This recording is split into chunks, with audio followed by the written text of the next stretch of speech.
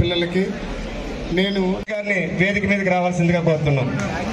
మేమందరం కూడా మా తల్లి లేకుండా మీరు మాత్రం ఓన్లీ ఇంట్రెస్ట్తో ఒక ఇష్టంతో ప్రేమించి మీరు చదవగలిగితే మీరు ఇక్కడ ఉన్న వాళ్ళందరికంటే పెద్ద ఎత్తుకెళ్తారని చెప్పేసి నా ఆలోచన. అదే నిజం. ఎందుకంటే వ్యక్తిత్వం వేరు.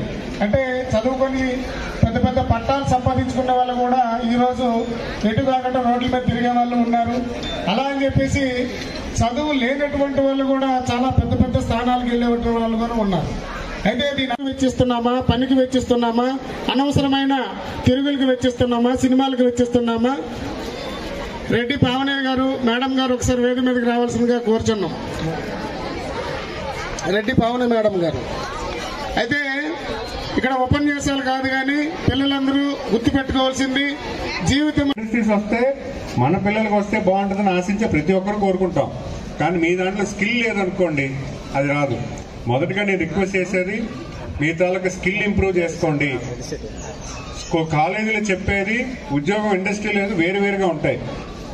ఇండస్ట్రీలో ఏదైతే నేర్చుకుంటారో అది మీకు భవిష్యత్తులో ఎక్కువ నేర్చుకునే అవకాశం ఉంటుంది. కాలేజీలో మీకు నేర్పించేది బేసిక్ సైన్స్, కామన్ సెన్స్.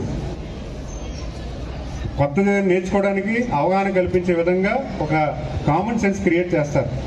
ఆ కామన్ సెన్స్ని యూటిలైజ్ చేసుకొని ఏదైనా నేర్చుకోవాలనే శక్తి మీకు ఇస్తుంది. కనుక ఈరోజు సుమారు 1000 మంది ఎంప్లాయ్మెంట్ ఇద్దామనే ఆలోచనతో ఇక్కడ ఎంప్లాయర్స్ వచ్చారు. మీరు అవసరం ఖచ్చితంగా మీరు జాబ్ తీసుకుంటే మాత్రం జాయిన్ అవ్వండి. ఏదో ప్యాషన్, కొంతమంది నేను చూశాను ప్యాషన్కి జాబ్ తీసుకొని తర్వాత వెళ్ళడం మానేస్తున్నారు. మీరు తీసుకునేది వాస్తవే, కానీ ఇంకోటికి వచ్చే జాబ్ మీకు ఇంకో వ్యక్తిని అవకాశం ఉద్యోగం ఇచ్చే అవకాశాన్ని మీరు పాల్పడుతున్నారు.